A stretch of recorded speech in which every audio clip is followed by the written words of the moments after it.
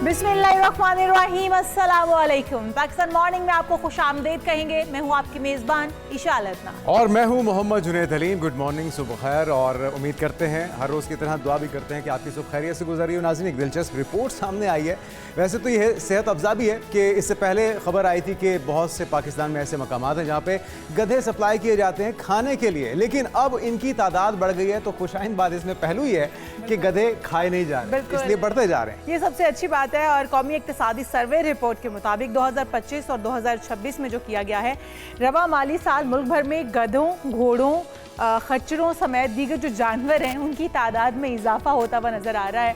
और ये माली साल 2025-2026 का जो लाइफ स्टॉक शोबा है, उन्होंने ये कहा है कि इसकी शरह नमो में 3.8% रही है, जिसकी वजह से अब हम देख रहे हैं। वैसे भी हम चाइना में एक्सपोर्ट करते हैं, हम बड़े एक्सपोर्टर हैं गधों के।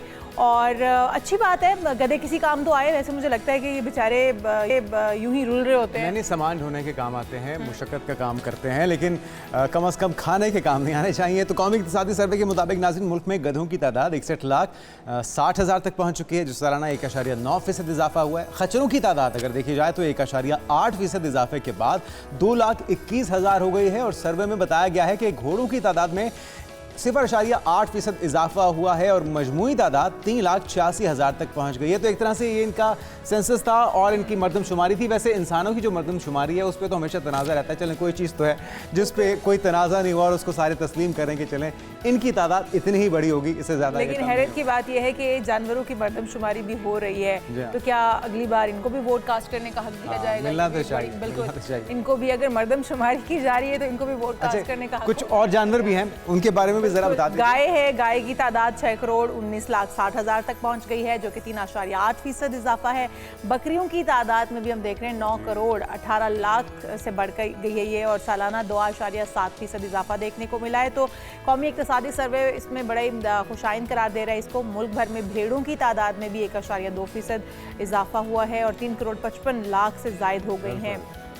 तो ये जो जानवरों की तादाद है, इससे लगता है कि या तो हमने मीट खाना छोड़ दिया है ज़्यादा, ये भी तो एक रीज़न ये भी है और दूसरी रीज़न ये भी है इशाल के बॉर्डर्स बंद हैं। इससे पहले बड़े पैमाने पर लाइफ स्टॉक हमारा स्मगल होता था अफगानिस्तान में, और अब बॉर्डर्स बंद होने की वजह से हमने इस बार ईद के मौके पे भी देखा कि चाहे वो गाय बैल हों, ऊँट हों, बकरियां हों या भेड़ें हों, ये वाफिर मिकदार में मौजूद थी, तादाद में मौजूद थी। और उसकी एक वजह ये भी है। बहरहाल एक दिलचस्प चीज़ इससे जुड़ी ये भी है नाज़रीन कि फ्रांस में कायम एक नफ्सियाती अस्पताल है जिसने जहनी सेहत के इलाज के लिए एक गैर मामूली तरीका इख्तियार किया है, जहाँ पे मरीजों के डिप्रेशन, इज़्तिराब और जहनी दबाव को कम करने के लिए गधों की मदद ली जाती है। जरा बताइए कैसे? जी हाँ, अमेरिकी खबर सा इदारा ये बताता है कि एसोसिएटेड प्रेस के मुताबिक ये मंसूबा फ्रांस में अपनी नौयत का वाहिद तजुर्बा समझा जाता है। दारुल हुकूमत पेरिस के मज़ाफ़ात में सरसब्ज़ और शादाब माहौल और तारीखी इमारतों से घिरा जो वेल एवार्ड हस्पताल है, वहाँ पर मरीजों की जो रिवायती तिबी इलाज है उसके साथ एक मुनफरिद और पुरसुकून तजुर्बा भी फराहम कर रहा है,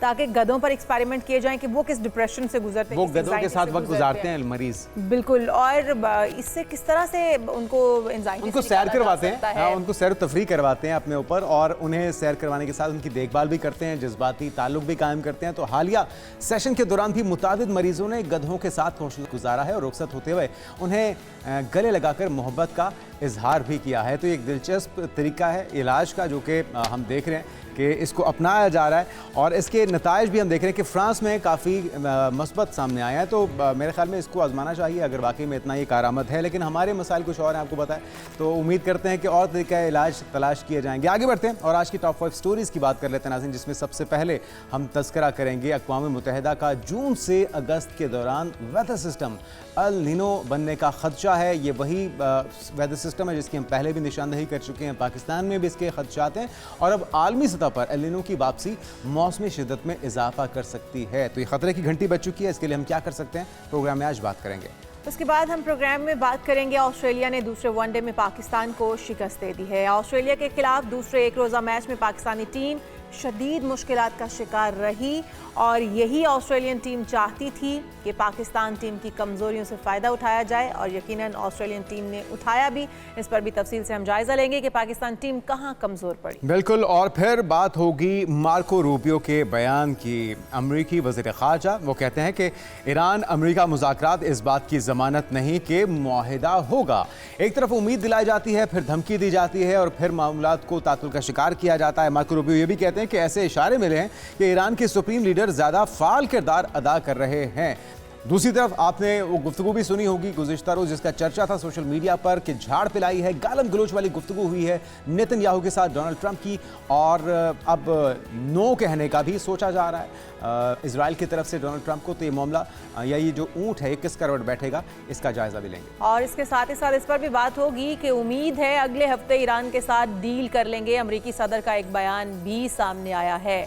और उसके बाद बात होगी कि आज दुनिया भर में साइकिल का आलमी दिन मनाया जा रहा है। इस दिन को मनाने का मकसद साइकिल की बतौर ज़रिए आमदोरफ्त हम अहमियत को उजागर करना है कि किस तरह से हम फ्यूल कंजम्पशन को भी कम कर सकते हैं और हम एक हेल्थी लाइफस्टाइल अपना सकते हैं, साइकिल को यूज़फुल बना सकते हैं। इस पर भी हम बात करेंगे। और आखिर में बात होगी बच्चों की गर्मियों की छुट्टियों की।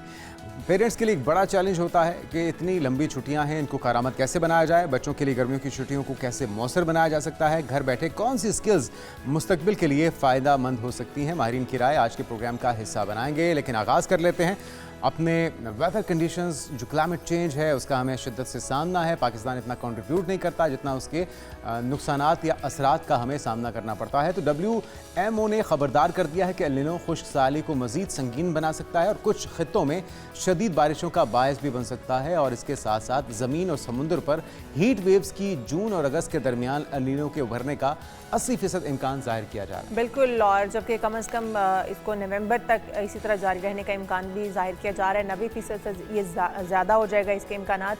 इसी पर बात करने के लिए हमारे साथ डॉक्टर ज़ैनब नईम साहिबा मौजूद हैं, member climate change committee. Welcome to show कहेंगे डॉक्टर साहिबा आपको। और डॉक्टर ज़ैनब, जिस तरह हम देख रहे हैं, इस बारे में हम बात पहले भी कर रहे थे कि एल नीनो का जो खदशा है वो तो बहरहाल मौजूद है। और इस वक्त हम देखें अगर सिंध के अतराफ़ में तो वहाँ पर बहुत हीट वेव भी महसूस की जा रही है।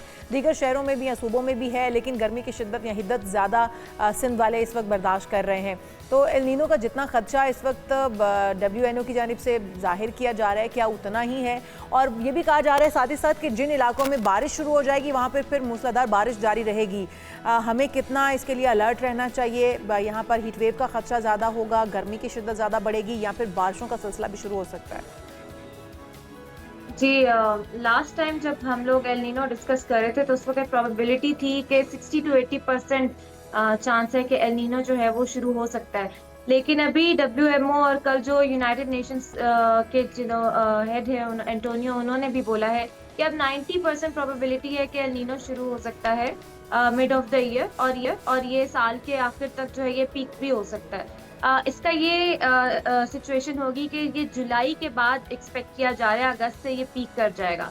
उस वक्त मसला ये होता है कि आपका नमी वाला मौसम होता है और नमी वाले मौसम में जितनी गर्मी पड़ रही होती है उससे डबल आपको महसूस होती है। वो वेट बल्ब टेम्परेचर उसको हम कहते हैं, वो बहुत ज़्यादा बढ़ जाता है और वो बहुत डेंजरस होता है। अभी जो सिचुएशन है, जो कोस्टल एरियाज में हमारी गर्मी बढ़ रही है, वो एक प्रेशर सिस्टम बना हुआ है जिसकी वजह से यहाँ साउथ एशिया के खित्ते में पूरा हीट डोम बन गया है। यानी गर्मी पड़ रही है लेकिन ये ज्यादातर ड्राई हीट से शुरुआत हुई थी। अब टेम्परेचर जो है वो 35 डिग्री के थ्रेशोल्ड से क्रॉस हो रहा है और गर्मी जो है वो बढ़ रही है, लेकिन ये अभी एल नीनो नहीं है।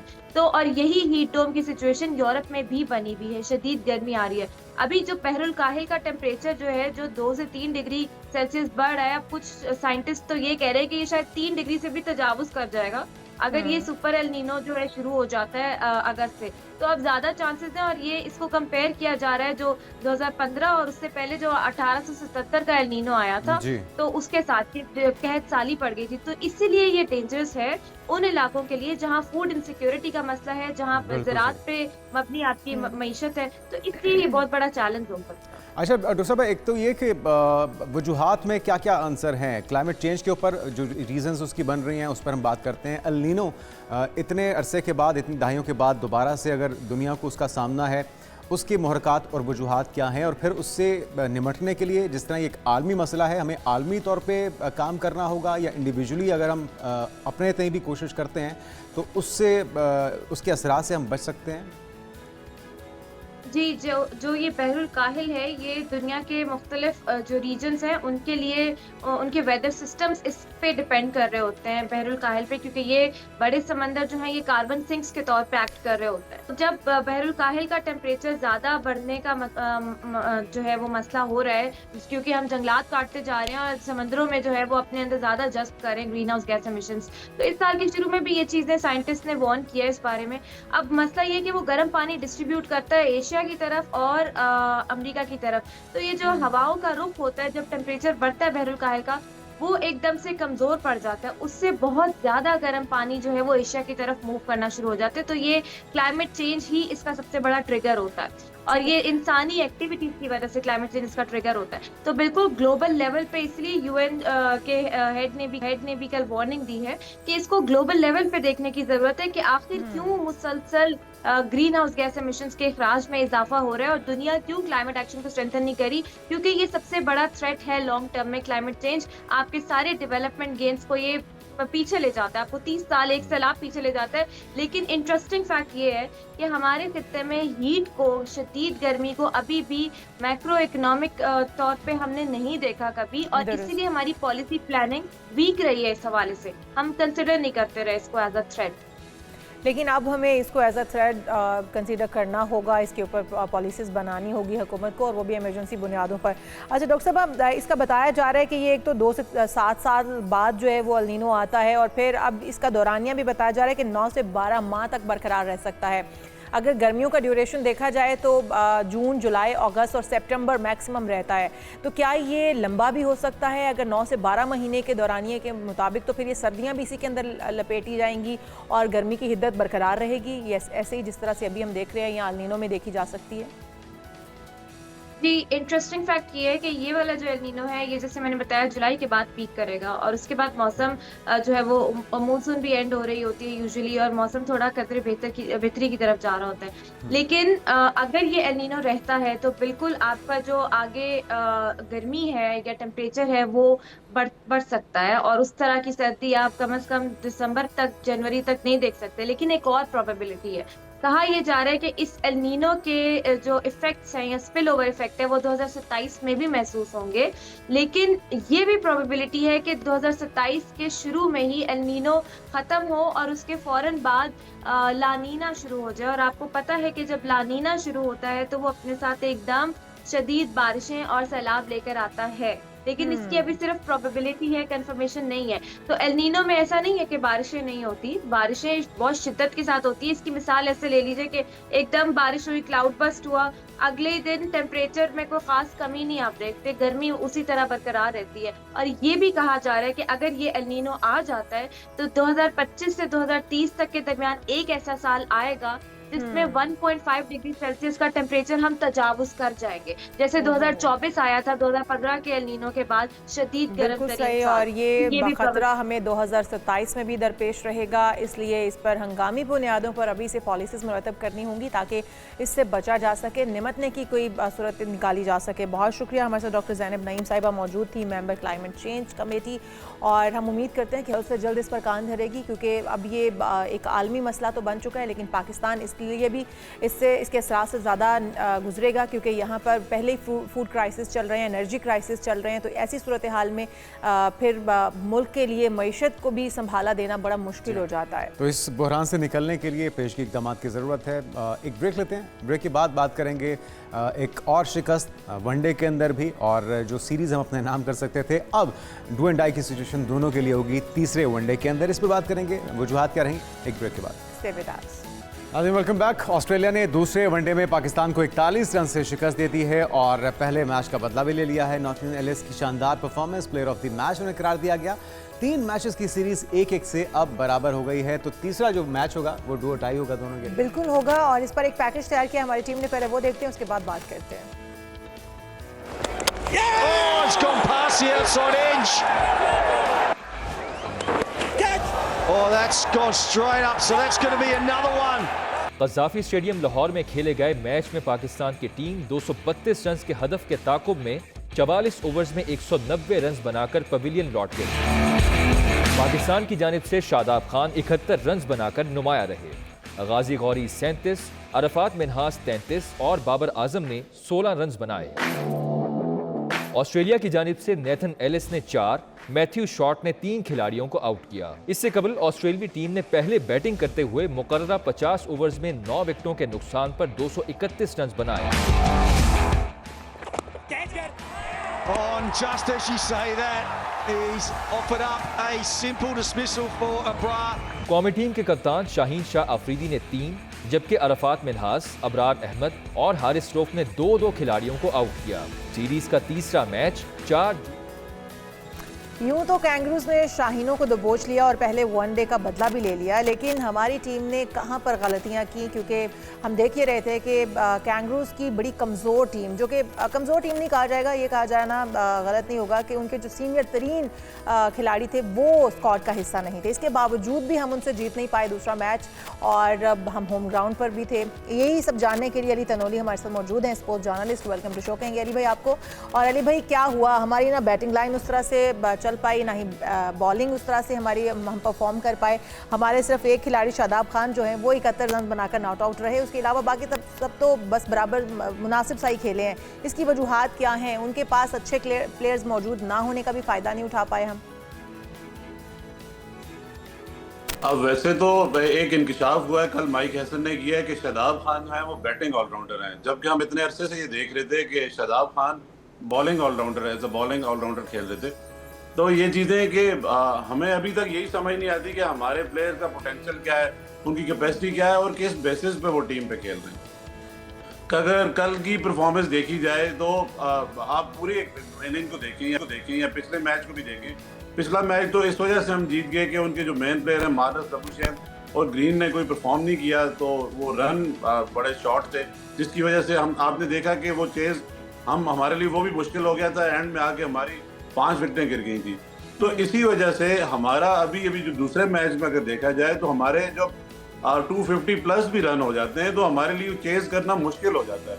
उसकी वजह ये है कि हमने अपने प्लेयर का पोटेंशियल ही जो है वो हमें नहीं पता। हमने अभी तक अपने प्लेयर को ग्रूम ही नहीं किया, ना हमने किसी प्लेयर को ये टास्क दिया है कि आपके पास ये टास्क है, आपने इस गेम प्लान पर रह के ये इनिंग खेलनी है। कोई कोई ना गेम प्लान है, ना किसी को कोई टास्क दिया जाता है। बस ऐसे ही है कि आ जाओ, सबको बारी भी मिलेगी, मौका भी मिलेगा। पता नहीं, समझ नहीं आती कि माइक हैसन किस गेम प्लान के साथ खेल रहे हैं। और सबसे अजीब बात यह है कि वर्ल्ड कप होना है साउथ अफ्रीका में, नमीबिया में, जिम्बाब्वे में, सारी दुनिया को पता है फास्ट पिचेस होंगी, बाउंसी ट्रैक्स होंगे, पर हम अभी भी वो स्पिनिंग और वो स्लो ट्रैक्स पर रिलाय करके अभी तक विनिंग कॉम्बिनेशन बना रहे हैं। और वो अभी तक कह रहे हैं कि हम अभी तक टीम तैयार कर रहे हैं और टीम तैयार होगी। तो अभी तक इसका मतलब है कि टीम तैयार नहीं है। इसके बाद हमारे पास अभी बस हमारे पास ज्यादा टाइम है कि हम और टीम बना लेंगे। समझ नहीं आती कब टीम बनाएंगे। अभी अली भाई, काफ़ी नए खिलाड़ी भी शामिल हुए हैं, पुरानों को अभी एक नए और पुराने खिलाड़ियों का इम्तिजाज है, लेकिन जो परफॉर्मेंस होनी चाहिए, क्या वजह, वो क्यों नहीं हो पा रही? कप्तानी का मसला है, सिलेक्शन कमेटी का मसला है, या आपस में हम जेलिन हो नहीं पा रहे, हमारी टीम नहीं हो पा रही? वजूहात हैं क्या? टैलेंट होने के बावजूद, सारे अवामिल होने के बावजूद, फैसिलिटेशन होने के बावजूद परफॉर्मेंस क्यों नहीं निकल के सामने आ रही तीनों फॉर्मेट्स के अंदर? जुनैद भाई, बदनीति है। उसकी वजह यह है कि देखें, जो मेरिट पे एक तो सिलेक्शन नहीं है, टॉप टू बॉटम नहीं है। मतलब अगर आप उठा के देखें चेयरमैन पीसीबी से, उसके बाद आप कोच पे आ जाएं, उसी तरह सिलेक्टर्स पे आ जाएं, उसी तरह नीचे आ जाएं, अगर टीम में तक आ जाएं तो आपको कहीं भी मेरिट नहीं नजर आएगा। और दूसरी बात यह है कि परफॉर्मेंस पे तो टीम सिलेक्ट ही नहीं की जाती। जो बंदा, अगर मैं आपको मिसाल दूं, आईपीएल के पीएसएल के जो टॉप परफॉर्मर थे वो सुफियान मुकीम थे। सुफियान मुकीम आपको टीम में नजर आते हैं? नहीं नजर आते। वो इसलिए नहीं नजर आते कि वो शादाब खान को रिप्लेस करेंगे। शादाब खान किसी के दामाद हैं तो वो रिप्लेस नहीं हो सकते। इसी तरह शाहीन शाह अफरीदी की परफॉर्मेंस उठा के आप देख लें, उनकी टीम में जगह नहीं बनती, उस बंदे को आपने कैप्टन बनाया हुआ है। और उसी तरह सलमान अली के आजा हैं जो इतने अरसे से फ्लॉप हो रहे हैं, वो कोई परफॉर्म नहीं कर रहे, वो आपके वाइस कैप्टन है। तो मतलब यही है कि मसला यही है कि कोई बंदा टीम को बेहतर करना ही नहीं चाह रहा। वो एक बदनीति है जो जिसके थ्रू आप टीम लीग बना लें एक तो ये ज्यादा बेहतर है। आप ये देख लें, दामाद लीग बना लें। कैप्टन सफदर भी कहते हैं कि मैं दामाद लीग के चेयरमैन हूँ। इसी तरह आप जरदारी साहब से लेके कैप्टन सफदर, शाहीन शाह अफरीदी और ये इन सबको शादाब खान और इसी तरह नीचे ले आए। जो बच गए हैं उनकी भी किसी न किसी से शादी करा के दामाद बना के उनको भी टीम में ले आए। ये ज्यादा बेहतर हो जाएगा। अच्छा, अगले मैच के लिए क्या मशवरा है? अभी तो जो हो गया सो हो गया और हमने सीरीज अपने नाम कर सकते थे दूसरे मैच को जीत के। अब फिर अगर मगर वाली सिचुएशन होगी, क्या करना चाहिए? इस दूसरे मैच की गलतियों से क्या सीख सकते हैं हम?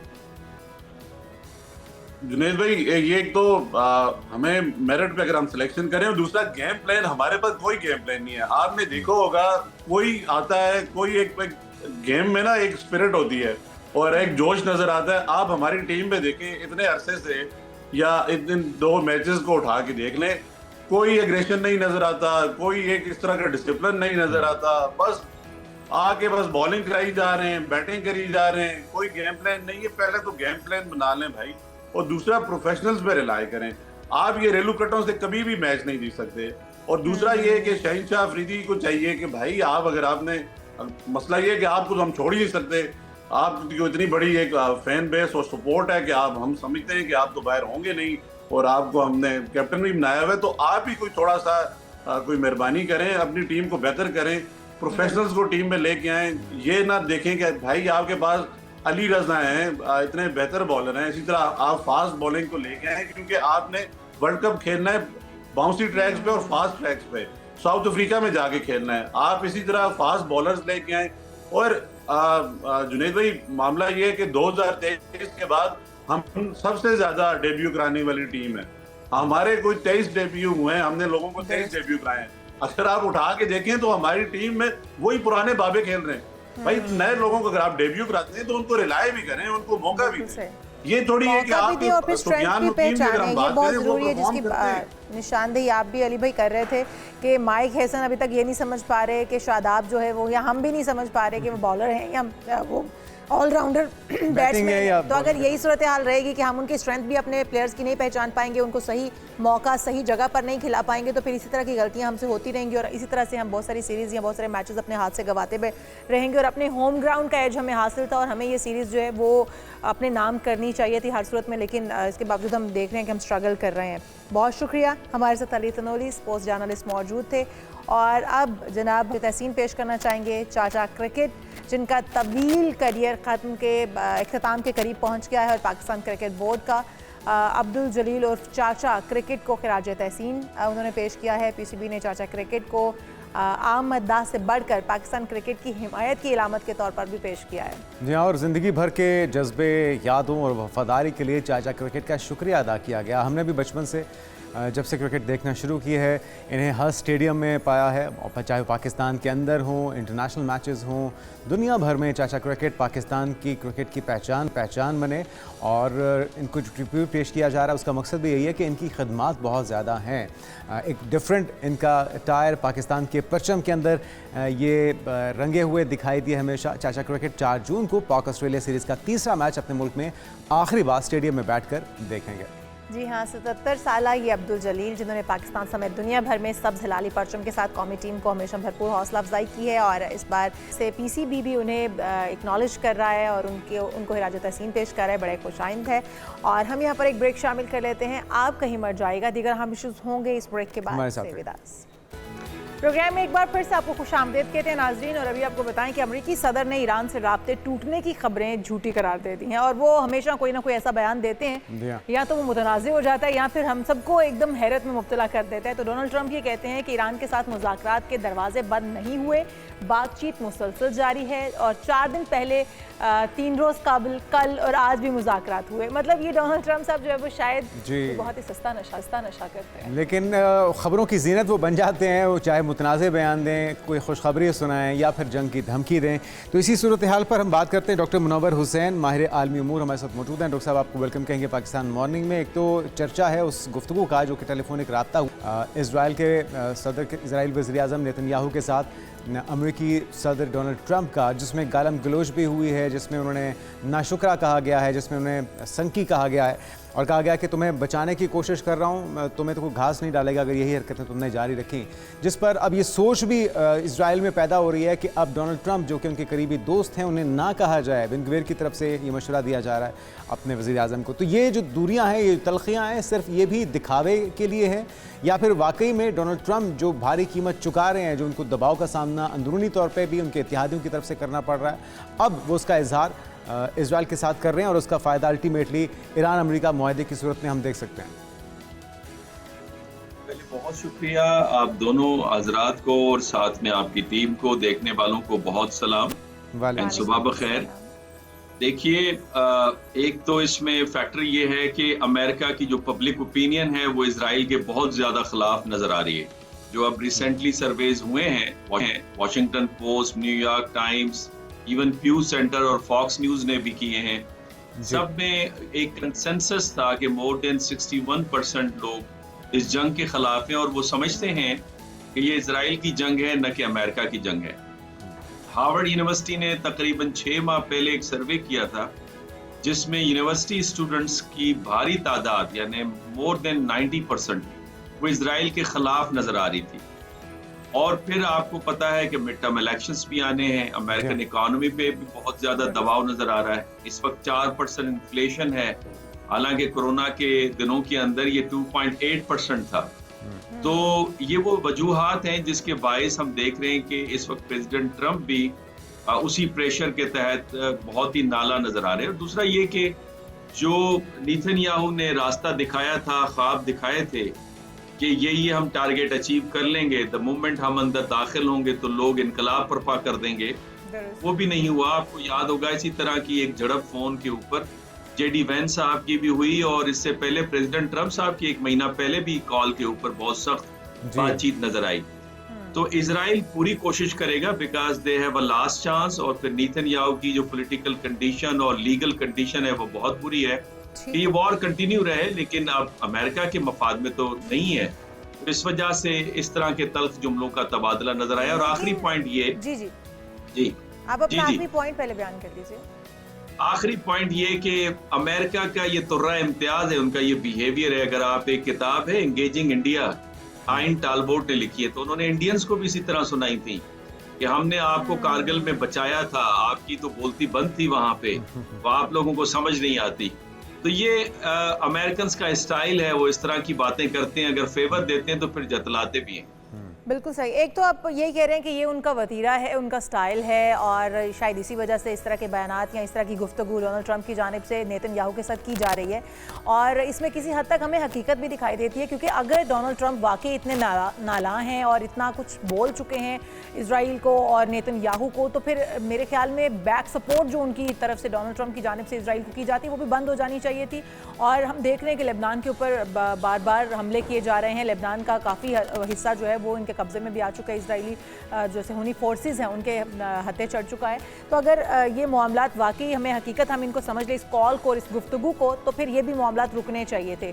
दूसरी तरफ जो मार्को रूबियो का बयान है उसको भी देखना होगा। वो कहते हैं कि मुज़ाकरात को जंग बंदी या किसी किस्म का कोई मुआहदा ना तस्वुर किया जाए, तो सिर्फ मुज़ाकरात होते रहेंगे। डोनाल्ड ट्रंप बयान कुछ देते हैं, वो कहते हैं कि जी मुज़ाकरात हो रहे हैं और बहुत जल्द हम बहुत बड़ी कोई खुशखबरी सुनाने वाले हैं और तमाम मामलात सेटल डाउन हो जाएंगे। दूसरी तरफ मार्को रूबियो का बयान भी है।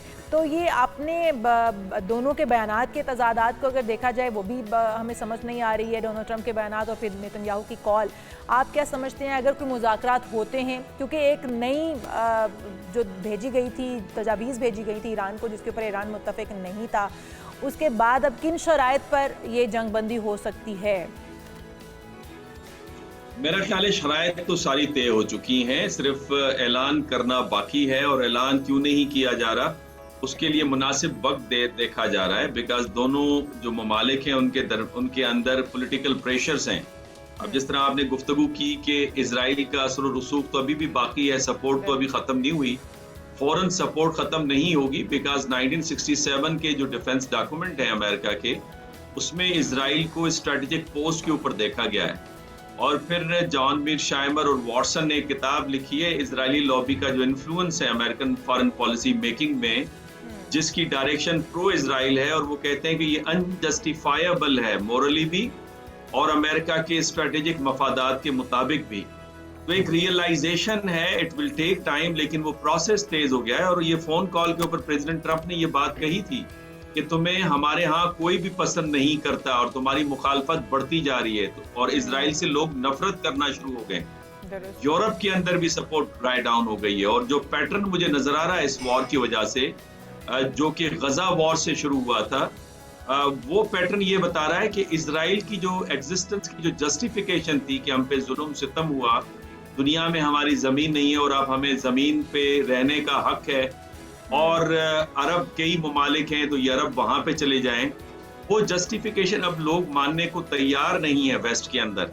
और यही वो पैटर्न है जिसके बाइस में ये प्रिडिक्ट करता हूँ कि 2027 से 30 के दरमियान में इजराइल का वजूद बहुत ज्यादा खतरे के अंदर मुझे नजर आ रहा है। दूसरी बात आपने फरमाई कि लेबनान और इजराइल, देखें लेबनान में इजराइल ने हमेशा हमला किया है। 80 की दहाई में बैरूत को उन्होंने तबाह किया। बैरूत दुनिया की चौथी बड़ी डेस्टिनेशन थी जी। उसके नतीजे में ये हिजबुल्ला वजूद में आई थी। पाकिस्तान में ये नैरेटिव आप सुनते हैं कि हिजबुल्ला ईरान की प्रॉक्सी है, लोगों को समझ नहीं आती कि जो हिजबुल्ला है उसके आने का जो वजूद का जो असल कारण था वो था इजरायली ऑक्यूपेशन। उन्होंने ये ऑर्गेनाइजेशन बनाई, 2000 में आज़ाद कराया, 2006 में जंग हुई, फिर सदरन लबनान और आज़ाद करवाया, और फिर 15 में जंग हुई। हिजबुल्लाह ने सरप्राइज दिया जब इजराइल ने नेवल अटैक किया था, और फिर इस वक्त जंग चल रही है। तो ये पहली मर्तबा नहीं है, और अभी भी डेली बुनियादों पर कैजुअलिटी सस्टेन कर रहा है इजराइल। तो इस तमाम तनाजुर में डॉक्टर साहब, ये जो वायलेशन मुसलसल हो रही है, जंगबंदी मुआहिदों की एग्रीमेंट्स को सबोताश किया जा रहा है, और एक बड़ा स्पॉइलर इजराइल जब तक यहाँ पर मौजूद है, किरदार बदल भी जाए, चेहरा बदल भी जाए, अगर नेतन्याहू चला भी जाता है, कोई और चेहरा आता है, तो उसकी भी पॉलिसी तो वही होगी जो इस वक्त मौजूदा गवर्नमेंट की है। तो इस सूरत में डोनाल्ड ट्रंप के ऊपर तमाम तर दबाव के बावजूद, चाहे उनकी आवाम का है, कांग्रेस का है, मिड टर्म इलेक्शन का है, ये मुस्तकिल बुनियादों पे अमन किस तरह से कायम हो पाएगा जब इजराइल मुसलसल इस खित्ते के अंदर भी और अपने आस पड़ोस में जारहियत का मुजाहरा करता रहेगा? अमेरिकन पब्लिक ओपिनियन और जो यूनिवर्सिटीज में जो डिबेट चल रही है उसके मुताबिक जब तक इजराइल खत्म नहीं होगा तो ये अमन वाकया नहीं होगा मिडिल ईस्ट के अंदर, बिकॉज ये स्पाइलर है। और आपने सही बिल्कुल अंदाजा लगाया कि नेतन्याहू की जगह नफ्ताली बेनेट आ जाए, उसने भी यही करना है, बिकॉज अब पूरी इजराइल की साइकी ये बन गई है कि जंग के बगैर उनका सर्वाइवल मुमकिन नहीं है, जिस तरह भारत का है। इनफैक्ट वो हमेशा जंग की बातें और उसका राग अलापते नजर आते हैं। सिंदूर 2 में नाकामी हुई तो अब सिंदूर 1 में नाकामी हुई तो सिंदूर 2 की वो बातें करते हैं, और ये साइकी बड़ी खतरनाक है। तो लिहाजा इस साइकी को खत्म करने के लिए ये जो रियासत है, जो कि है ही नाजायज रियासत, और ये कभी दो रियासती हल को नहीं तस्लीम करेगी, और यही वजह है कि सऊदी अरब और पाकिस्तान का मौक़िफ़ बड़ा फर्म और बिल्कुल सही नजर आता है कि जब तक वायबल इर्रिवर्सिबल फलस्तीनी रियासत का कयाम नहीं होता, जब तक इब्राहिम अकॉर्ड का सोचे भी न।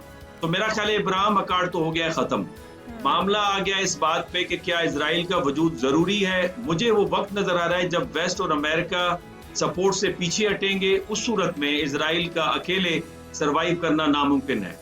लेकिन डॉक्टर साहब, दूसरी तरफ अगर हम देखें तो कुरान मजीद में भी इशारे दिए गए हैं। डॉक्टर इसार अहमद इस बारे में बताते हैं कि ग्रेटर इजराइल का प्लान जो है वो पाए तकमील तक पहुंचेगा, बहुत सारे अरब के हिस्से जो है वो उसमें शामिल होंगे, और फिर इन्हीं अरबों के लिए बहुत बड़ी हलाकत है, इसका भी तज़किरा किया जाता है। जो अरब इस वक्त बड़ी उनको सहूलतकारी भी कर रहे हैं इजराइल को, और उनके पुष्पनाही भी कर रहे हैं या उनके साथ भी खड़े हैं, ढके छुपे लफ्ज़ों में भी या डायरेक्टली भी।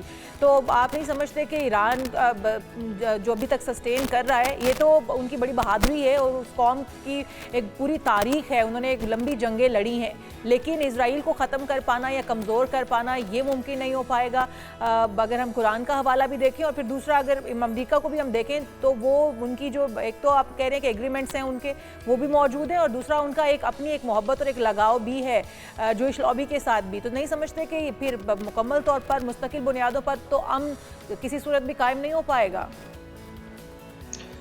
जो मैं बातें कर रहा हूँ वो अभी आइडियलिस्टिक नजर आ रही है। अगर आप एलिमेंट्स ऑफ पावर देखें ना कि पॉपुलेशन अरबों की ज्यादा है या इजराइल की, ज्योग्राफी अरबों की ज्यादा है या इजराइल की, उसकी जो स्ट्रेटेजिक डेप्थ है वो 9 किलोमीटर है तेल अवीव से।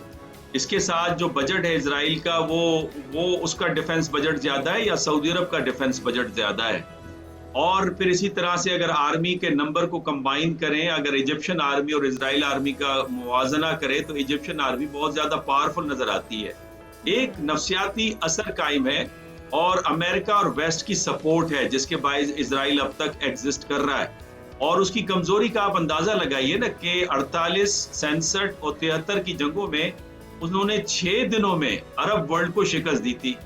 अब 2 सालों में हमास को डीवेपनाइज नहीं कर पाया और हिजबुल्लाह जो है उसका कहना था कि हमने उसे कमजोर कर दिया है। और अब कमजोरी का आलम यह है कि सदर लबनान में आए दिन उन्हें लाशें उठानी पड़ रही हैं। तो लिहाजा ये वेस्ट की सपोर्ट खत्म होगी, ये पीछे हटेगा। दूसरा, डॉक्टर इसरार की जो आपने बात की, मैंने भी उनकी सुनी है और काफी उनकी एक बड़े मुदल्लिल किस्म के दलाइल होते हैं, लेकिन वो जो कब्जा और असर रसूख जो है वो तो कायम हो चुका है।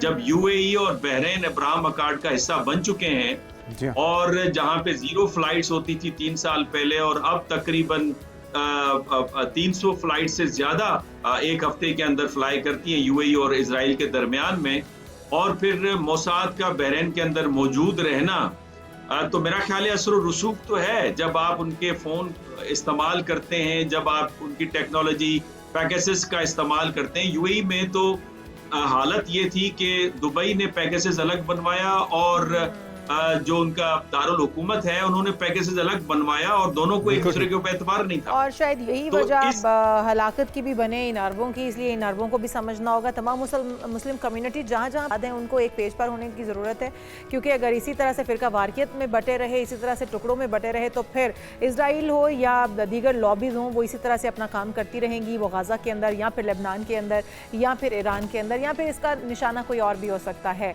बहुत शुक्रिया। हमारे साथ मौजूद थे डॉक्टर मुनव्वर हुसैन, माहिर आलमी अमूर। एक ब्रेक लेते हैं, ब्रेक के बाद शामिल करेंगे दीगर इश्यूज हमारे साथ। प्रोग्राम में एक बार फिर से आपको खुशामदीद कहते हैं नाजरीन। और गर्मियों की छुट्टियों का आगाज़ हो चुका है। वैसे तो इनका आगाज़ मई में ही हो गया था जब ईद उल अज़हा की छुट्टियां हो रही थी, लेकिन अब बच्चे जहां पर खुश होते हैं इन छुट्टियों से, वहीं पर जो पेरेंट्स हैं वो काफ़ी परेशान हो जाते हैं, क्योंकि उन्हें 24 घंटे बच्चों को झेलना पड़ता है। और उसके साथ साथ एक मुश्किल ये भी होती है कि बच्चों का जो स्क्रीन टाइम है वो बढ़ जाता है, या बच्चों की अदर एक्टिविटी कोई नहीं रहती है और बच्चे 24 घंटे फ़ोन या फिर टीवी या फिर टैब पर जुड़े रहते हैं, जिससे बच्चों को बचाना भी है और इनको प्रोडक्टिविटी भी उनकी यकीनी बनानी ताकि इन छुट्टियों को वो अच्छे यूज़ में ला सकें। उनको तामीरी उनका इस्तेमाल किया जा सके। लेकिन यादें बहरहाल बहुत ही खूबसूरत होती हैं बचपन की, ख़ासतौर पे बच्चों को बड़ी शिद्दत से इंतज़ार होता है। तो हमें भी याद है कि जब हमें छुट्टियां हुआ करती थी तो पेरेंट्स ये शर्त रख देते थे कि भाई ये जब तक होमवर्क कंप्लीट नहीं होगा, समर का होमवर्क, तब तक कहीं सैर सपाटे पे नहीं जाया जाएगा। तो ये मेरे ख्याल में इस तरह की सिचुएशन, इस तरह की कंडीशन, टास्क देते रहना चाहिए और बच्चों को खुद से आपको इंगेज करना पड़ेगा, ना कि आप उनको उनके हाल पे छोड़ दें कि जो मर्जी कर। अच्छा, तो आप होमवर्क टाइमली कंप्लीट? मेरा होमवर्क कभी भी कंप्लीट नहीं हुआ था, ये मेरा इसके बावजूद निकल जाया करते। इसके बावजूद आपको पता है फिर वो तो फिर तो बच्चों को नानी घर जाने का भी बड़ा क्रेज होता है। और फिर अब तो हमारे यहाँ एक ट्रेंड चल पड़ा है कि हमने नॉर्दर्न एरियाज में जाना है, आउट ऑफ कंट्री जाना है। तो जो बच्चों की छुट्टियाँ हैं, ठीक है, उनको इस तरह की सरगर्मियों में भी ज़रूर होना चाहिए, उनको घुमाने फिराने का भी पेरेंट्स को एक इनकाद करना चाहिए, लेकिन इसके साथ ही साथ आपने इन छुट्टियों को अपने फ़ायदे के लिए भी इस्तेमाल करना है। वो किस तरह से कर सकते हैं, क्या कुछ होना चाहिए, क्या समर वर्क या जो आपको टास्क दिए जाते हैं वो इसके लिए सूदमंद रहेंगे, या कुछ बच्चे तो कोर्सेज भी करना शुरू कर देते हैं, कुछ बच्चे समर वेकेशंस के अंदर समर कैंप्स को ज्वाइन कर लेते हैं। इस सब पर बात करने के लिए डॉक्टर फराउल मोमिनीन, माहिर तालीम भी, साथ ही साथ गैरिजन यूनिवर्सिटी के अंदर वो हेड ऑफ डिपार्टमेंट में है। तो इन्हीं से जानते हैं कि आखिर ये अपने बच्चों को किस तरह के टास्क देते हैं अपने यूनिवर्सिटी के अंदर, या फिर स्कूल के बच्चों के लिए क्या कुछ होना चाहिए। तो वेलकम टू शो कहेंगे डॉक्टर साहब आपको। Thank you so much. Thank you. और डॉक्टर साहब, जिस तरह हम भी कह रहे हैं कि हमें तो बचपन में टास्क दे दिए जाते थे और फिर वो टास्क इतना लंबा होता था कि वो छुट्टियाँ इसी में गुजर जाती थी, और हमें कुछ थोड़ा बहुत टाइम मिलता था जो हम अपनी फैमिली के साथ गेट टुगेदर किया करते थे या बाहर कहीं जाया करते थे। लेकिन अब के बच्चे जो हैं उनको समर वेकेशंस का भी उस तरह से जो टास्क है वो नहीं मिलता है, होमवर्क उस तरह से नहीं मिलता है। बहुत सारे स्कूल्स को इसको मानते ही नहीं है, वो उनका सेशन ही छुट्टियों के बाद स्टार्ट होता है।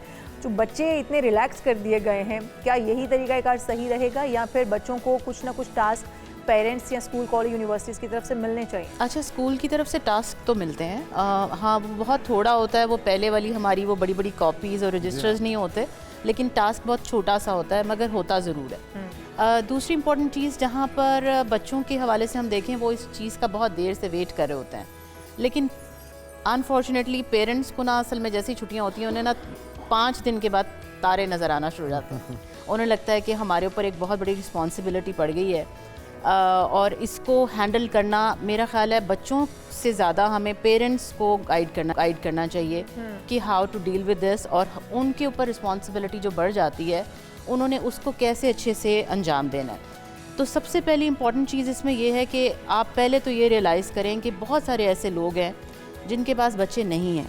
कहा जाता है ना कि जब आपके पास कोई नेमत मौजूद हो तो आप ज़रा, हाँ, आपको उसकी कदर नहीं होती। आपको रियलाइज़ तब होता है जब वो चीज़ आपके पास ना हो, या उन लोगों को देखें जो उस नेमत से महरूम है। तो जब आप उन लोगों को देखेंगे तो आपको रियलाइज़ होगा कि ये जो अब टाइम अब मुझे बच्चों के साथ मिला है, ये एक ऐसा टाइम है जिसमें मुझे अपना बॉन्ड डेवलप करना है। ब्लेसिंग भी है ना एक तरह यस, बहुत बड़ी ब्लेसिंग है। मैं अपनी एग्जांपल कोट करूंगी। मेरे बच्चे मेरे पास 7 मंथ्स के लिए नहीं थे। उससे पहले I was doing everything, school उनको लेके जाना, उनके football, karate, everything I was doing, but I was not spending the quality time with them. When they were not with me for 7 months, then I realised कि oh my God, मैंने तो वो bond ही नहीं बनाया हुआ, मेरा तो वो गपशप वाला टाइम ही नहीं बना हुआ।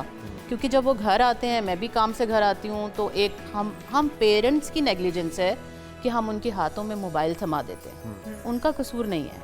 तो क्योंकि हमें रिस्पॉन्सिबिलिटी लेनी पड़ेगी। जब मुझे वो बच्चे कहेंगे कि मामा आप भी खेलें, तो मैंने कहना नहीं, अच्छा तुम ये स्क्रीन ही पकड़ लो। तो वो जब हम अपने ऊपर रिस्पॉन्सिबिलिटी लेते हैं, जब मैं चाहूँगी कि मैं भी इन्वॉल्व हूँ उनके साथ, तो फिर वो बॉन्ड डेवलप होगा। तो कोशिश करें पेरेंट्स को, सब पेरेंट्स को, क्योंकि आने वाला टाइम बहुत ख़तरनाक होने वाला है। हम जिस दौर के बच्चे हैं, मिलेनियल्स हैं, हम लोगों के साथ ये होता था। हमारे दादा दादी भी घर में होते थे, हम जॉइंट फैमिली में रहते थे। हमारा बॉन्ड सब लोगों के साथ, फैमिली के साथ बना हुआ था। हमें इज्जत भी करनी आती थी, ख्याल भी रखना आता था, दादा अब्बू को दरवाजे तक भी छोड़ना आता था। आने वाला टाइम बहुत क्रिटिकल होने वाला है। अगर आपने आज अपने बच्चों के साथ इन छुट्टियों में भी बॉन्ड डेवलप नहीं किया, तो आप ये सोच लें कि आप जब ओल्डर एज पे जाएंगे, आपको ये देखेंगे भी नहीं। मेरा अभी 10 ईयर्स का बेटा है, तो मैं उससे जब पूछूँ ना कि अच्छा तुम क्या करोगे और हम क्या करेंगे, तो मुझे कहता है मैं किसी और कंट्री में हूँगा और मैं कभी कभी आपसे मिलने आया करूँगा। अच्छा, अभी से बच्चों में जारी बात है, बच्चों में सोच डेवलप हो रही है। यस, तो हमारी जो ये अल्फा जेंजी है, ये हमसे बहुत आगे और इनकी सोच बहुत ऑल टुगेदर डिफरेंट है। So if you want to develop the bond with them, please ये छोटे छोटे, खूबसूरत बात आप कर रही हैं रुसबा, लेकिन एक्टिविटीज़ में फिर क्या क्या हो सकता है? क्योंकि अब जिस तरह बता रहे हैं, बहुत सी हमारी मदर्स भी हैं जो कि काम करती हैं, जॉब्स पर करती हैं, जिम्मेदारियाँ हैं घर की, और भी दीगर मामलात, फैमिली को, इन लॉज को टाइम देना। कौन सा ऐसा वक्त हो सकता है, कौन कौन सी ऐसी एक्टिविटीज़ हो सकती हैं जिसको हम यूटिलाइज़ कर सकते हैं? कौन से ऐसे कोर्सेज हैं जो हम उनको करवा सकते हैं, एक साथ मिलके पेरेंट्स भी करें? आपको उसके लिए प्लान करना पड़ेगा, और प्लानिंग में हम बहुत सारी चीज़ें कर सकते हैं। फॉर एग्जांपल, आप जैसे हम अपनी गेम्स खेलते थे, नाम चीज़ जगह, गेस हू, आप इस किस्म के बच्चों के साथ एक्टिविटीज़ करें। अच्छा, आप घर में उन्हें कह सकती हैं, जैसे पेरेंट्स मदर थक जाती हैं घर के काम करते करते, आप उन्हें कहें कि आज जो अपना कमरा सबसे अच्छा साफ़ करेगा उसको ये गिफ्ट मिलेगा। यू नो, आप उनके अंदर ये प्रमोट करें कि आप ये करेंगे तो आपको ये फ़ायदा होगा। आज अच्छा खाना कोई बनाएगा, आज अच्छा कोई पास्ता बनाएगा, तो आज उसको ये मिलेगा। यू नो, इस किस्म की आपको एक्टिविटीज़ उनके साथ प्लान करें। बहुत सारी चीज़ें इस तरह से हो सकती हैं। आज कहानी कौन अच्छी सुनाएगा, उस पर क्या करेंगे हम, वो जब हम इस तरह की उनके अंदर एक्टिविटीज़ जनरेट कराएंगे, तो हम उनको उनकी स्पीकिंग क्वालिटीज़ अच्छी कर रहे हैं, हम उनको स्पोकन अच्छा करवा रहे हैं। तो ये पेरेंट्स को सोचना पड़ेगा कि क्या क्या एक्टिविटीज़ आप, चैट जीपीटी जहाँ बच्चे यूज़ कर रहे हैं, पेरेंट्स भी ज़रा लिस्ट डालेंगे तो वो वहाँ पर बहुत सी ऑप्शंस आपके पास खुल जाएंगी। बट मसला सिर्फ ये है कि आप इस चीज़ के लिए विलिंग हो, you want to do it, and then आपके पास रास्ते खुलते चले जाएंगे। अच्छा, अब हमारे बच्चे जो हैं वो यूनिवर्सिटीज़ और कॉलेज के बच्चे तो ये भी कंप्लेन करते हैं कि उन्हें वेकेशंस मिलती ही नहीं। एग्जैक्ट। और हमें याद है कि जब हम भी कॉलेज यूनिवर्सिटी में थे तो उस तरह की ब्रेक नहीं थी, एक महदूद सी ब्रेक मिला करती थी। तो उन बच्चों के लिए क्या होना चाहिए कि क्या उनको मार्जिन मिलना चाहिए, या फिर उनकी स्टडीज़ है उनका इतना टफ चल रहा होता है सारा सेशन कि उनको उस तरह की ब्रेक होती है, मगर उसमें वहाँ पर डिफरेंट यूनिवर्सिटी डिफरेंट किस्म की एक्टिविटीज़ वो भी जनरेट कराती हैं। For example when I was in PU तो वहाँ पर लैंग्वेज के सेशन शुरू हो जाते थे। इसी तरह जिस यूनिवर्सिटी में मैं हूँ वहाँ पर भी हम डिफरेंट कोर्सेज लॉन्च कर देते हैं कि जो भी स्टूडेंट वो कोर्सेज करना चाहें वो उस समर टाइम पे अपने वो कोर्सेज को जो है वो कवर करें और स्किल्स सीखें, बिकॉज आने वाले टाइम में स्किल्स जो हैं वही सबसे ज़्यादा इम्पॉर्टेंट होने जा रहे हैं। तो आप अपने बच्चों को, छोटे बच्चों की अगर हम बात करें तो उनमें भी स्किल एनहांस करें कि अगर प्रेशर पड़ जाता है कभी तो फिर उसको ऐसे हैंडल करना है। ये चीज़ हम नहीं सिखाते। हम बुकिश नॉलेज से, मेरा ये कहना है कि हम होमवर्क की रट लगाने के बजाय इन चीज़ों पे फोकस करें। प्रैक्टिकल लाइफ कैसे गुजारनी है उसका तरीका सिखाया जाए। समर कैंप्स का जो ट्रेंड शुरू हो चुका है डॉक्टर साहब, गर्मियों की छुट्टियां हुई, साथ ही समर कैंप शुरू हो गए, दोबारा से वही रूटीन बल्कि उससे ज़्यादा हेक्टिक रूटीन। तो क्या उसमें बच्चों को शामिल करवाना चाहिए, कंट्रीब्यूट करवाना चाहिए, या फिर आपको खुद से कुछ एक्टिविटीज़? मुझे लगता है कि वो भी वही पेरेंट्स जो कि पहले ही अपनी लाइफ में बहुत ज़्यादा बिजी हैं, उनको जब कुछ और रास्ता नज़र नहीं आता समर कैंप में, तो वो फिर अपने बच्चों को समर कैंप में भेज देते हैं।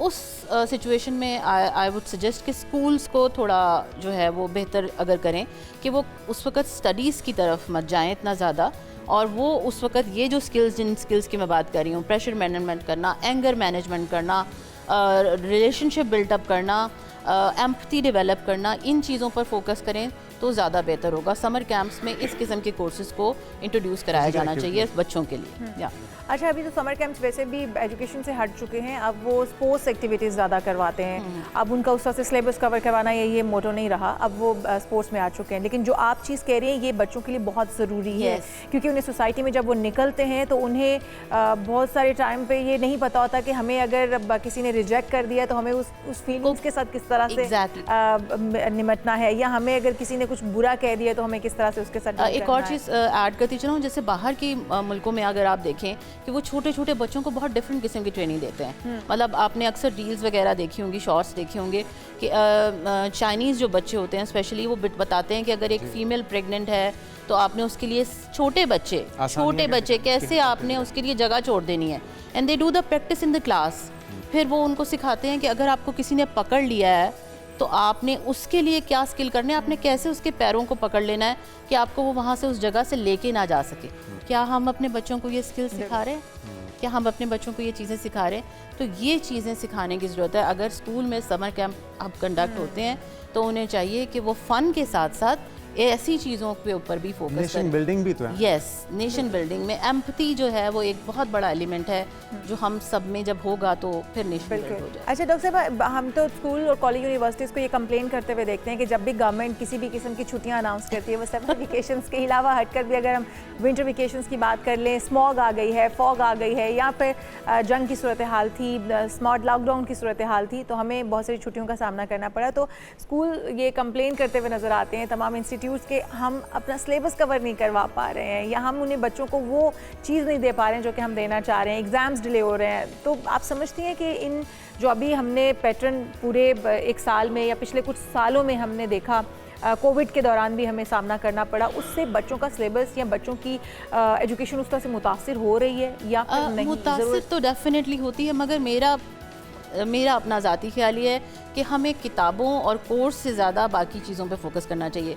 इससे आप अगर बाहर के जो कोर्सेज़ हैं उनको देखें तो जो हमारे पाकिस्तान का बच्चा, क्योंकि मेरे बच्चे बाहर सऊदीया में भी जाके पढ़ के आ चुके हैं, तो मैंने जो कोर्सेज़ उनके आउटलाइंस देखे हैं, जो बच्चा यहाँ पर हम 4th ग्रेड को पढ़ाते हैं वो उससे बहुत पीछे चल रहे होते हैं। मतलब हमारी स्टडीज़ और उनकी स्टडीज़ में बहुत ज़मीन आसमान का फ़र्क है। हमारी बहुत टफ है, हमारी स्टडीज़ बहुत टफ है। वाई?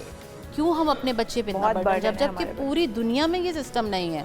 तो हमें अपने बच्चे को कम सिखा दें, आप कोई फ़र्क नहीं पड़ता, मगर अच्छा सिखाते, इतना परफेक्ट सिखाते। हम उनको ग्रेड्स नहीं लेंगे हमारे बच्चे, आपको पता है यहाँ पर तो मेरिट बड़े सख्त हैं, यहाँ पर तो बच्चों का कंपटीशन बहुत ज़्यादा है। यूनिवर्सिटीज़ में, कॉलेजेस में उन्होंने कैसे कम्पीट करना है उन बच्चों के साथ जो कि बड़े अच्छे मेरिट लेकर आते हैं। हम चाहते हैं कि जो बहुत अच्छा रट्टा लगाते हैं, रिलैक्स रखें, बहुत रिलैक्स रखें, लेकिन जो रट्टा बहुत अच्छा लगाते हैं या जो बच्चे पेपर बहुत अच्छा फिल करते हैं उनका मुकाबला हमारे बच्चे कैसे कर पाएंगे फिर? एग्जैक्टली मैं उसके लिए कह रही हूँ ना, पूरा ओवरऑल स्कूल सिस्टम जब चेंज होगा या पूरा सिस्टम जब सोचेगा कि हमने सिर्फ कोर्स कंप्लीट कराने के बजाय जितना कंप्लीट कराया वो उसको अच्छे से आता हो, तो आपको इतनी ज़्यादा परेशानी नहीं होगी। आप फिर इस चीज़ के लिए नहीं परेशान होंगे कि कोर्स कवर नहीं हुआ, आप बाकी चीज़ों को फोकस रखें। बल्कि मेरा तो कहना ये है कि क्रिटिकल थिंकिंग और इन चीज़ों के ऊपर बाकायदा आप कोर्सेज जनरेट हो रहे हैं यूनिवर्सिटीज़ में, तो उन चीज़ों के ऊपर फोकस करें और वो चीज़ें बच्चों को जो है वो दें तो ज़्यादा। जिस तरह से अब AI का दौर है और हर चीज़ उसके साथ अपने आप को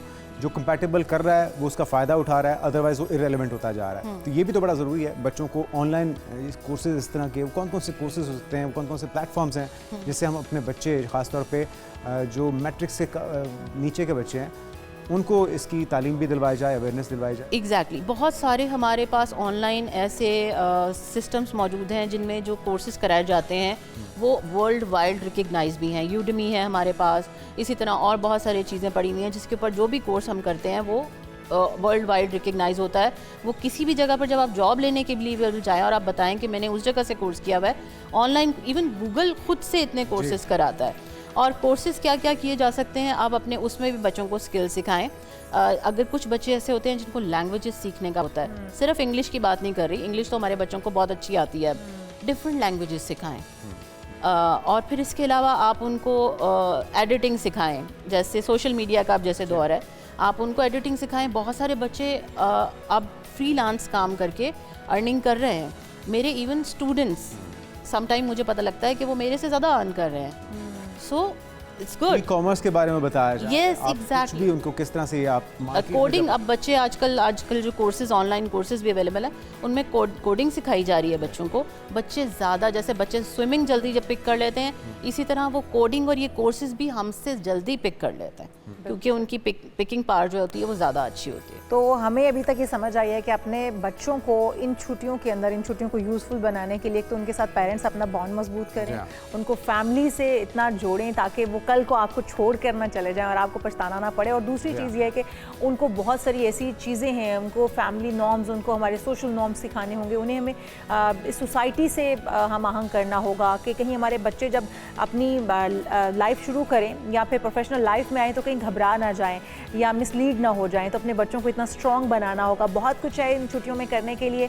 अगर आप इन मशवरों पर अमल पैरा होंगे तो आप अपने बच्चों को, अपने आप को भी इन छुट्टियों में देखेंगे कि आप घबराएंगे नहीं, परेशान नहीं होंगे। और जो पेरेंट्स इस वक्त परेशान हो चुके हैं ना कि हमें अब ये 3 महीने कैसे, उनको परेशान नहीं होना चाहिए। उनके लिए ब्लेसिंग है कि आपके बच्चे, जो बहुत से लोगों के पास, जैसे डॉक्टर साहब भी कह रही थी कि ये नेमत बहुत से लोगों के पास नहीं है, वो दुआएं, मन्नतें, मुरादें मांगते हैं, तो आपको अल्लाह ताला ने दिया है, उसका शुक्र अदा कीजिए और उस मौके को गनीमत जानिए। Thank you so much. Doctor Faraul Momineen साहब हमारे साथ मौजूद थी और इनकी मुफीद मशवरों पर अमल करके इन छुट्टियों को आप कारआमद बना सकते हैं। बिल्कुल जी। यहाँ पर एक ब्रेक शामिल करेंगे। जब ब्रेक से वापस आएंगे तो आपकी मुलाकात करवाएंगे एक आर्टिस्ट से, लेकिन आप हमारे साथ ही रहिएगा।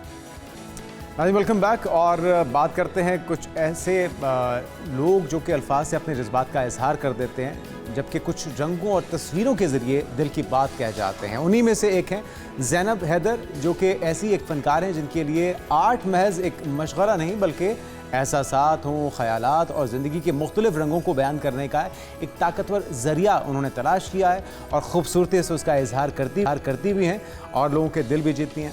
बिल्कुल। तो जब इन्होंने अपनी बात किसी से कहनी हो तो ये मुंह से नहीं बोलती हैं, ये पेंटिंग बना देती हैं, अगला खुद ही समझ जाता है। मुंह से भी बोलती हैं, लेकिन अगर मुंह से बोलने का दिल ना करे तो फिर पेंटिंग के जरिए से। बिल्कुल। तो इन जो पेंटर है या जो आर्टिस्ट होता है ना, ये बहुत ही कहते हैं कि नरम और नाजुक दिल होता है, हसास होता है और ये अपनी बात, अपने जज्बात जो है वो बयान करने का इसके पास यही एक खूबसूरत तरीका होता है।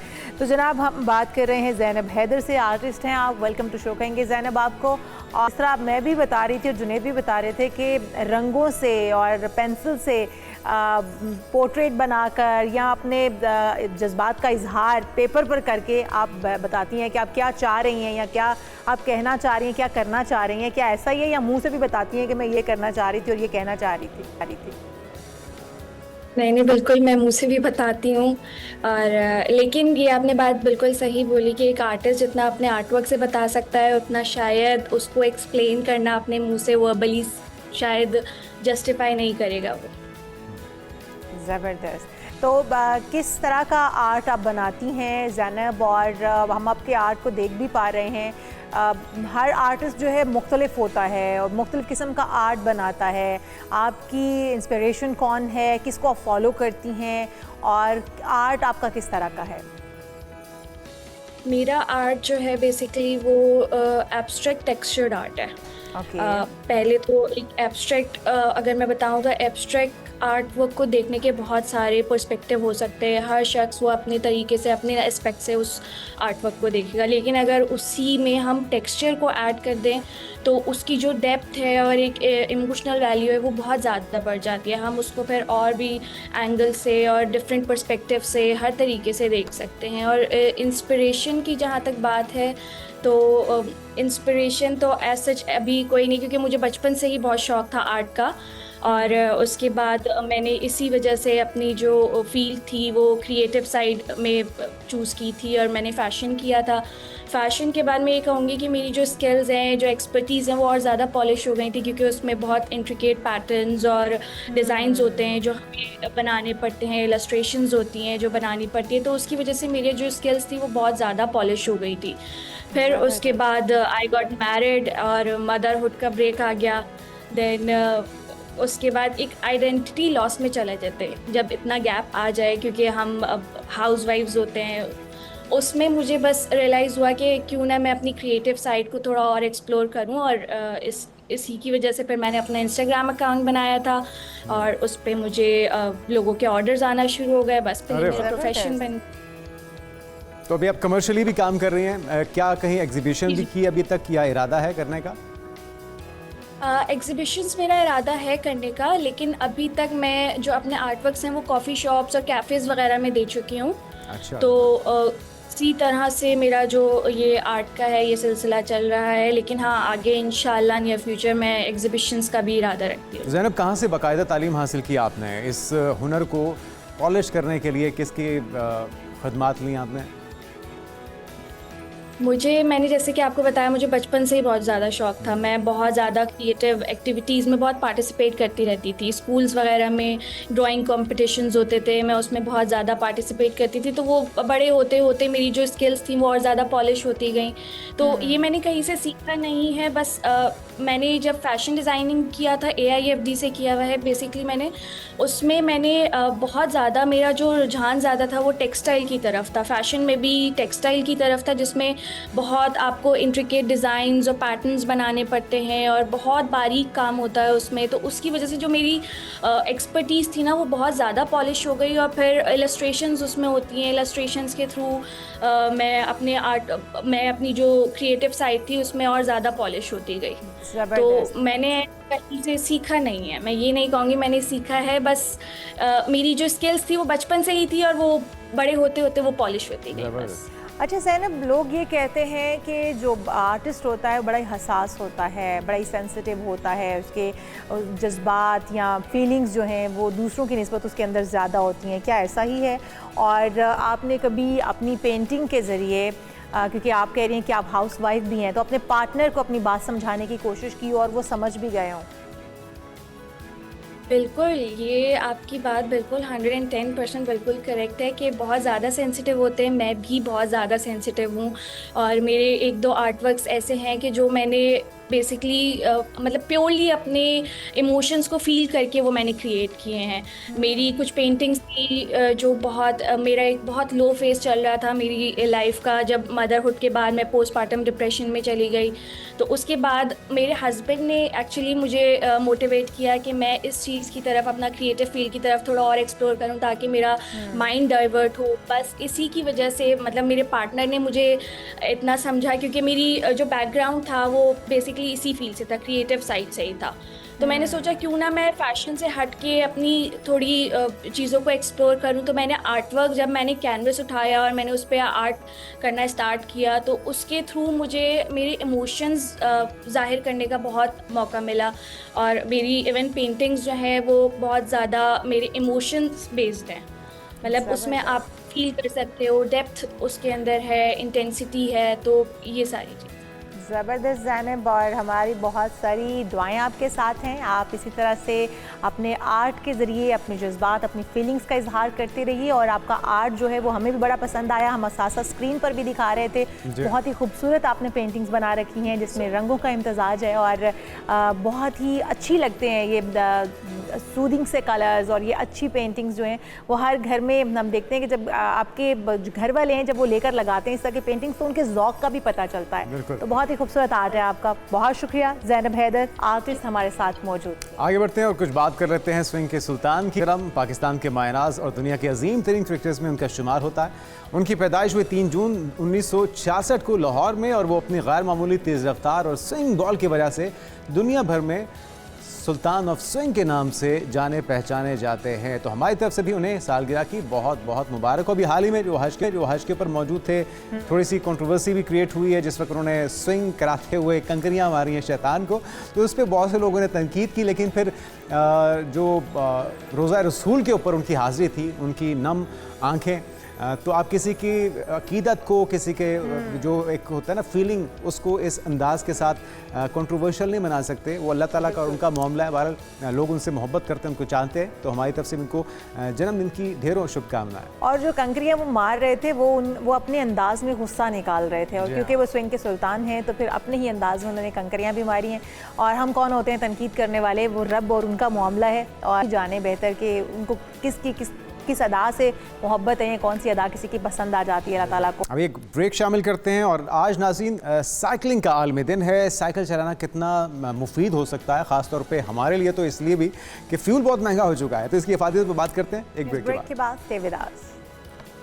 Welcome back. आज दुनिया भर में आलमी यौम साइकिल मनाया जा रहा है, जिसकी हम ब्रेक से पहले बात भी कर रहे थे। और पूरी दुनिया में इसकी अहमियत का अंदाज़ा हो, ज़रूरत का अंदाज़ा हो या ना हो, हमें तो बहुत शिद्दत के साथ हो रहा है, क्योंकि जिस कदर फ्यूल यहाँ पे महंगा हो चुका है, पेट्रोलियम मसनूआत महंगी हो चुकी हैं। तो मेरे ख्याल में यहाँ पे तो गवर्नमेंट को फोर्सली इसको इम्प्लीमेंट करवाना चाहिए कि भाई ऑफिसेस, यूनिवर्सिटीज़, काम पे भी आप साइकिल पे जाएँ और अपना खर्चा बचाएँ। और जितने हम आलसी हो चुके हैं, जितना हम देखें आप बीमारी कामचोर हो चुके हैं, हमें तो साइकिलिंग पर आ जाना चाहिए। और जब आप ऑफिसेस, स्कूल, कॉलेज, यूनिवर्सिटीज़ आप साइकिल पर जाएंगे तो एक तो आपकी हेल्थ इंप्रूव होगी, और दूसरा आपको जो है वो फ्यूल की भी कंजम्पशन आपकी कम हो जाएगी और आप बहुत सारी बचत कर सकते हैं। लेकिन आज का दिन ये आलमी सतह पर मनाया जाना, इसकी ज़रूरत क्यों पेश आ रही है? क्या यही वजह है कि हमारे लोग जो हैं वो अब बहुत ज़्यादा आलसी हो गए हैं, बहुत ज़्यादा लेज़ी हो गए हैं? उनको दोबारा से हम एक्टिव करना चाहते हैं साइकिल, क्योंकि हमारे बचपन में अगर हम देखें तो हमारे बड़े भी बहुत ज़्यादा साइकिलिंग किया करते थे, हमने भी अपने बचपन में की, और उस वक्त तो लोग साइकिल पर ट्रैवल भी किया करते थे दूर दराज इलाकों में भी। लेकिन अब ये काफ़ी हद तक मादूम होता हुआ नज़र आ रहा है। इसी अहमियत को उजागर करने के लिए हमारे साथ मौजूद हैं जाहिदा जमील साहिबा, साइकिलिस्ट हैं खुद भी। वेलकम टू शो जाहिदा साहिबा आपको। और आप क्योंकि खुद साइकिलिस्ट हैं तो आप ये अहमियत इसकी ज़्यादा अच्छे से बयान कर सकती हैं, जो कि हम और हमारे जैसे बहुत सारे लोग इसको भूल बैठे हैं कि आखिर इसकी क्या क्या फ़वाइद हैं। तो शुरुआत कीजिए। साइकिलिंग बेसिकली पास्ट 2 सेंचुरीज़ ये जो है ये ट्रांसपोर्ट का मीन्स रहा है, ठीक है, और ये बहुत सस्टेनेबल है, एनवायरमेंटल फ्रेंडली है, रिलायबल है, एंड आपने पहली बात खुद ही कर दी कि कॉस्ट एफिशिएंट, क्योंकि देयर इज़ नो कॉस्ट। और इसके फ़ायदे ना सिर्फ आपके हेल्थ बेनिफिट के हैं, इसके अलावा आप बहुत सी चीज़ों को जो आप हमने लाइफ से निकाल दी हैं अपने, आपने बात की कि हम बहुत सुस्त हो गए हैं, हम हर चीज़ को 2 मिनट की दूरी पे जाना है तो गाड़ी पे जाना है, इसको हम नॉर्मलाइज नहीं करना चाहते। अपने ऑफिस जाएँ, अपने स्कूल्स जाएँ। ऑफ कोर्स हमारी ट्रैफिक बेहंगम भी हो गई, क्योंकि गाड़ियाँ और ये जो हमारे जितने भी पेट्रोल से चलने वाली चीज़ें हैं बहुत ज़्यादा हो गई हैं। तो मेरा ख्याल है इस चीज़ को अगर हम थोड़ा सा नॉर्मलाइज करें, जैसे बाहर के मुल्कों में एक सस्टेनेबल टाउन्स बने हुए हैं जहाँ you can not enter without the cycle और पैदल, तो ऐसे अगर हम मीडियम बना दें, ग्रीन बेल्ट्स बना दें, आपकी हेल्थ बेनिफिट्स के लिए अच्छा है, आपकी स्ट्रेस लेवल कम करता है साइकिलिंग। इसके साथ साथ जो आपकी फिटनेस है वो तो आपको पता है वो तो आ ही जाती है। तो आई थिंक साइकिल को प्रमोट करना चाहिए, और I think CML is doing very good. अब हमें रजिस्टर भी किया है पंजाब गवर्नमेंट ने, और हम लोग एक बड़े पैमाने पे इसको लेके भी चल रहे हैं।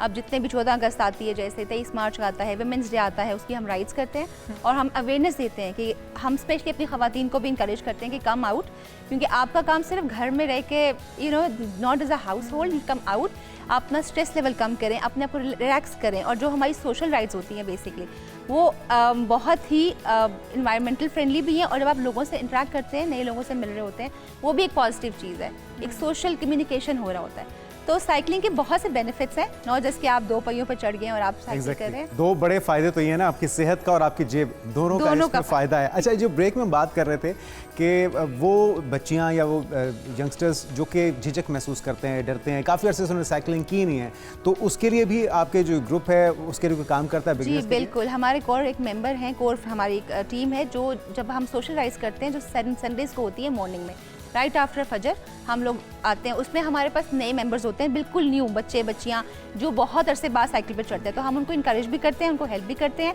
उनको राउट भी करते हैं, और साथ साथ उनको जहाँ उनको लगता है कि झिझक आ रही है, हमारा कोई एक और मेंबर उनके साथ अटैच होता है और हम उसको जो है साथ साथ उसको हम अपने साथ लेके चलते हैं। तो I think they should come out, अब लोगों को निकलना चाहिए बाहर, क्योंकि हम ये वो टाइम है कि जहाँ हमें ज़रूरत है इन चीज़ों की, कि हम इंकरेज करें स्पेशली हमारी बच्चियों को, कि वो जैसे स्कूटीज़ का ट्रेंड आ गया, इट्स वेरी गुड, बट एक चीज़ का मैं ज़रूर कहूँगी, हेलमेट ज़रूर पहने, सेफ्टी फर्स्ट अपने लिए, उसका फायदा भी हमें। बिल्कुल। अच्छा, जिसकी बात हम ब्रेक में भी कर रहे थे, आप भी अभी कर रही हैं कि एक पॉजिटिव चेंज हमारी कम्युनिटी के अंदर ये आया है कि लोगों ने इसको एक्सेप्ट करना शुरू कर दिया है कि ये नॉर्मल है, अगर कोई खातून साइकिल चला रही है या स्कूटी चला रही है तो इसमें कोई हैरानगी वाली बात नहीं है, या उनको जो उमूमी तौर पे जो लड़के होते हैं जो कॉलेज स्कूल के, वो उनको छेड़ते भी थे, लेकिन अब ये चीज़ बेहतरी की तरफ आ रही है। तो गवर्नमेंट क्या कुछ कर सकती है? तो आपने आइडिया दिया, बहुत अच्छा है कि इस तरह के मार्केट्स, इस तरह के प्लेटफॉर्म बनाए जाने चाहिए जहाँ पे साइकिल के अलावा कोई आने की इजाज़त ही ना हो, तो उससे भी इंकरेज हो सकता है। और क्या कुछ हो सकता है इसके अलावा? देखिए, आप स्कूल अगर आपके पास हैं, आप पाथवेज बनाएं, आप सड़कों के साइड पे ऐसी लेन्स बनाएं, डेवलप करें जहाँ सिर्फ साइकिल जा सके, जहाँ पे रेड लाइन हो कि पता हो कि जी हमारी गाड़ी ने या हमारी बाइक ने वहाँ नहीं जाना, वो सिर्फ साइकिल्स के लिए। एक तो सेफ्टी मेजरमेंट्स होंगे, लोगों को जो है तसल्ली होगी कि अच्छा कोई आके हिट नहीं करेगा हमें, स्कूल के तक जाने तक, ऑफिस के जाने तक इसको आहिस्ता आहिस्ता नॉर्मलाइज किया जाए, मेरा ख्याल है, क्योंकि बाहर के मुल्कों में आप देखें वो सिर्फ वीकेंड्स पे अपनी गाड़ियाँ निकालते हैं, ठीक हो गया, वो ट्रैम्स यूज़ करते हैं, वो लोकल ट्रांसपोर्ट है, या साइकिलिंग यूज़ करते हैं। और साइकिलिंग भी उन्होंने अब जगह जगह पोल्स बनाए होते हैं, जैसे फॉर इंस्टेंस दुबई में उन्होंने जगह जगह वो आप उसमें अपनी एक ऐप इंसर्ट करते हैं, साइकिल लेते हैं, आप जाते हैं, come back and put it back and you have your day. So इस तरह की चीज़ें अगर हम अब आहिस्ता आहिस्ता करें, और अच्छी बात है कि CML ने, क्रिटिकल मैथ्स लाहौर ने या दील ने बहुत मेहनत की है इस चीज़ के लिए, और अब गवर्नमेंट जो है वो इन्वॉल्व हो रही है, स्पेशली पंजाब गवर्नमेंट।